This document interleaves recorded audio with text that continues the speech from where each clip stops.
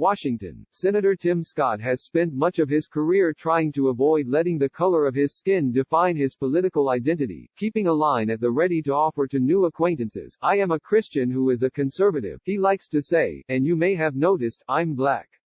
But when protests for racial justice erupted across the nation this month, thrusting Republicans onto the defensive as the public clamored for action to address systemic racism in policing, it was Mr. Scott who marched up to Senator Mitch McConnell, Republican of Kentucky and the majority leader, and asked to write his party's legislative response. The two men agreed that there was no one better for the job. The offer, which set in motion the hasty drafting of legislation that Mr. Scott plans to unveil on Wednesday, was the culmination of a subtle transformation for the South Carolina Republican over the past 5 years.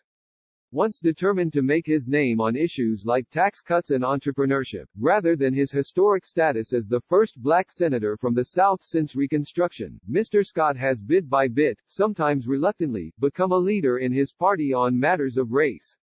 After years of silence, he has spoken publicly on the Senate floor about being racially profiled by the police as a senator on Capitol Hill.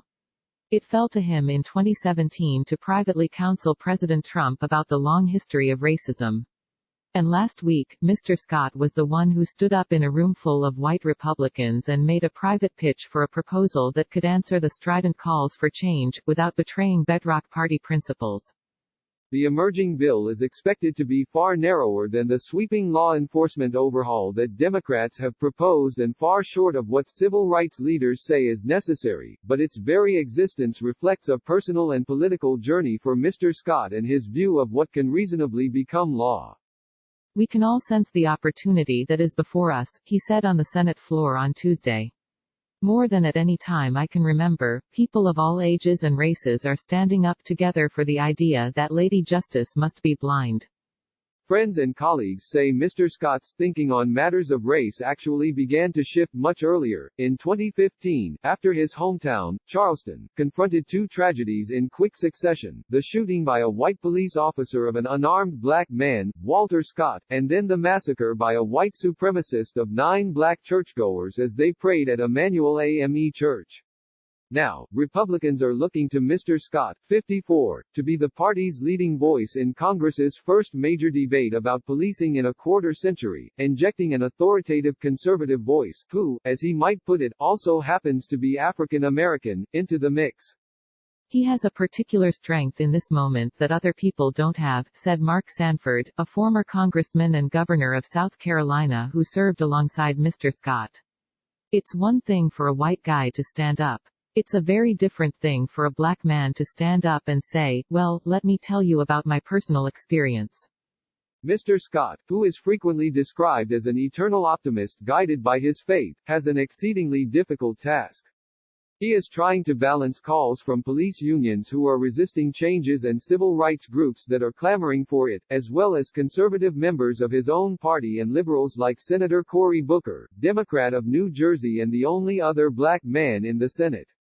He has been quietly keeping Mr. Trump abreast of his work. His unyielding conservatism has also brought bitter and racist vitriol from the left, where some have accused him of betraying black Americans in service to his predominantly white party. Not surprising, the last 24 hours have seen a lot of token, boy, or you're being used, in my mentions, Mr. Scott wrote on Twitter last week. Let me get this straight.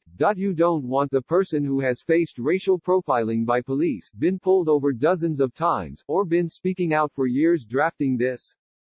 Mr. Scott has made clear the bill he plans to introduce Wednesday will look quite different from that of Democrats, which would make it easier to prosecute and hold police officers liable for excessive use of force, outlaw chokeholds, and condition federal grants on anti-bias training and data collection.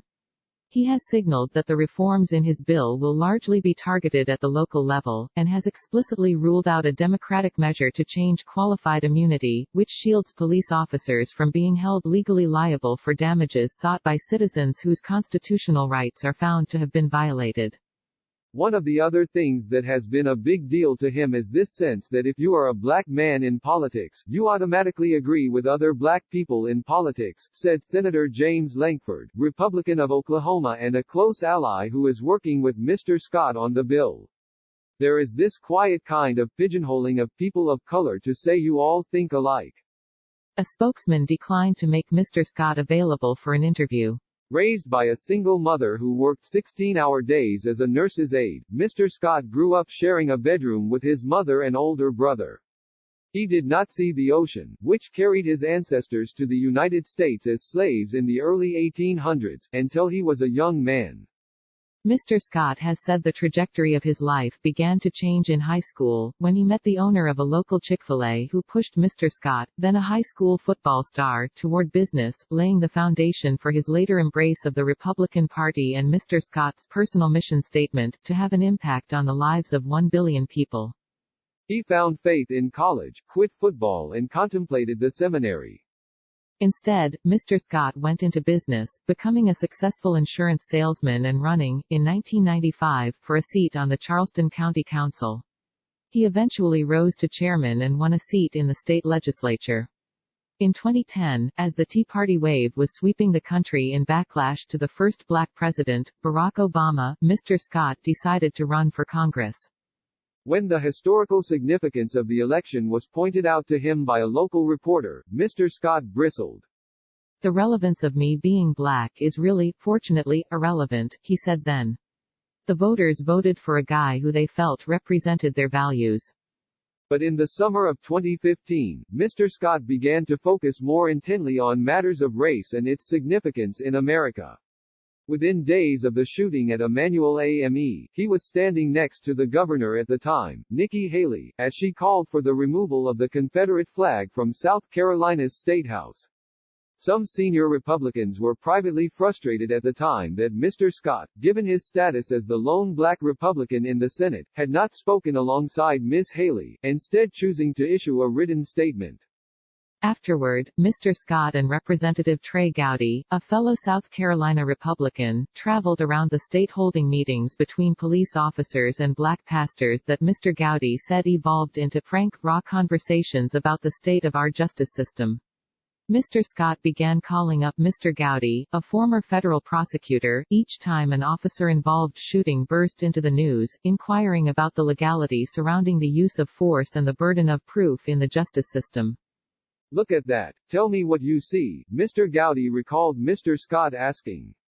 He wants to understand what the cop sees. Does the cop see the color of the skin? Or does the cop see a shiny object? He introduced an act named after Walter Scott to require local law enforcement agencies to report cases in which police officers fatally shoot civilians, and later provided crucial support for a criminal justice reform push and an attempt with the Senate's 2 other black members to make lynching a federal crime. And to colleagues and the public, he began opening up about his own experience. He recounted being pulled over by the police 7 times in 1 year, for driving a new car, and said he had been stopped on Capitol Hill by a police officer who did not believe he was a senator, despite wearing a members-only pin. He has endured much worse that he has spoken about far less publicly. In 2011, after Mr. Scott, then a congressman, announced that he would oppose legislation intended to remedy the debt ceiling crisis, angry callers flooded the lines hurling racial epithets at his aides, many of them people of color. His office shut down its phones for the day. Mr. Trump's presidency has presented unique and painful dilemmas for Mr. Scott. He has twice torpedoed judicial nominees selected by the president because of racist writings or actions in their pasts. In both cases, Mr. Scott brought the nominees into his office, people familiar with the matter said, in an attempt to find any sign of remorse or evolution. He could not. Arguably the most trying episode came after the 2017 neo-Nazi rally in Charlottesville, VA, when Mr. Scott publicly condemned Mr. Trump's suggestion that there had been very fine people on both sides. His comments got Mr. Scott a summons to the White House and a face-to-face meeting with the president to explain generations of racial hurt. When Mr. Trump asked what would be helpful to the people his comments had offended, Mr. Scott did not demand any civil rights measure. Instead, he pitched the president on a long-held policy priority, called Opportunity Zones, that would incentivize companies to invest in areas struggling with economic depression. It became a marquee item in Republicans' $1.5 trillion tax cut bill. In weighing this dicey situation, I kept in mind that there are some things more important than politics, Mr. Scott wrote in his memoir. Namely, that while there may be an ebb and flow in politics, I am going to be black for the rest of my life.